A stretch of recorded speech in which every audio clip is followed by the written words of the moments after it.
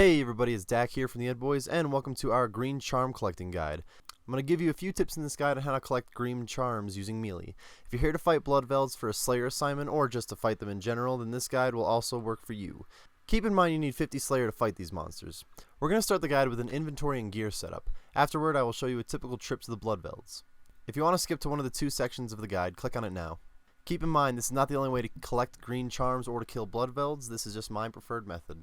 We will start off with what you're going to wear to Bloodvelds. I'll be showing you a melee setup because this is a melee guide. If you're going to use ranged or magic, then any mid to high level setup is going to be enough for you. As for melee setup, I will be showing you some of the higher tier armor and weapons you can use, but because Bloodvelds are pretty weak, keep in mind that you can use a lower set of armor and still get a lot of kills here. They do use magic attacks, so we will be wearing mostly ranged armor. For your helmet slot, you're going to be wearing your Slayer helm if it's your assignment, otherwise a Bandos helm will be fine. For your necklace, you want to wear a Demon Horn necklace. We will be talking more about this later. If you don't have a Demon Horn necklace, then Ceradoman's Whisper is the next best bet. For your cape, you want to wear a Completionist cape, but we know that not everyone has one, so an Obsidian cape would really do the job fine. For your weapons, Drygores are preferred. I use the maces, but a lot of people like to use the rapiers too. For your chest, you want to wear a Death Lotus body, though if you don't want to use degradable armor, Dragonhide armor will still work pretty well. For your legs, you're going to wear Death Lotus Chaps. Again, you can do some Dragonhide armor if you don't want to wear those. It's a pretty good replacement. For your boots, you want to wear Steadfast Boots. Then it's not extremely important. You could downgrade them.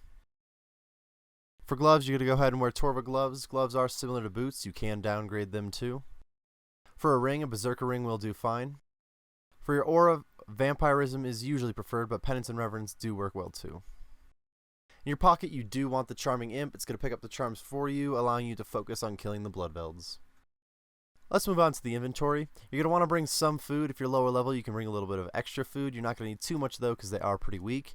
Bring your Bone Crusher to bury the bones for you. In combination with your Demon Horn necklace, it will restore prayer points, so you can use Soul Split to heal. You can still bring a prayer potion or two if you aren't killing the Bloodvelds quick enough to gain prayer points. An herbicide is nice for the herb drops, but it is not needed. For your ability bar, I usually have Sever, Dismember, Backhand, Slice, Fury, Decimate, and then Massacre for my ultimate ability, but they are pretty weak. You generally don't need to use that ultimate ability. Now let's move on to a typical Bloodveld trip. I prefer to fight them in the Slayer Tower and Canifis, but if you have done the Legacy of Seergaze, you could use the Mirror Ditch Dungeon. You'll really notice that fighting Bloodvelds is pretty simple, and the more you do it, the better you're going to be at it, so the best thing to do is just go out and try it. They're pretty weak, and it's a low risk going to them in the Slayer Tower. Here are some of the rates that I got at Bloodvelds, wearing the armor that you see here. You can get 630 kills in an hour, which would be 88,000 Combat XP, 30,000 Constitution XP, 23,000 Slayer XP, and 196 green charms per hour. It's not the greatest experience, but if you're looking to get some green charms, you can get a handful of them here. That's going to wrap it up for this green charm collecting guide. I hope all of you got some helpful information on killing Bloodvelds. Good luck with your Slayer task or your charm collecting goals, and we will see you next time. I want to thank you guys for watching today's video and helping support the channel. If you enjoyed the video, we would appreciate it if you would hit that like button and tell us what you liked about it in the comments section below.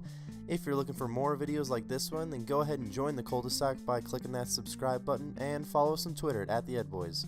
All links are in the description.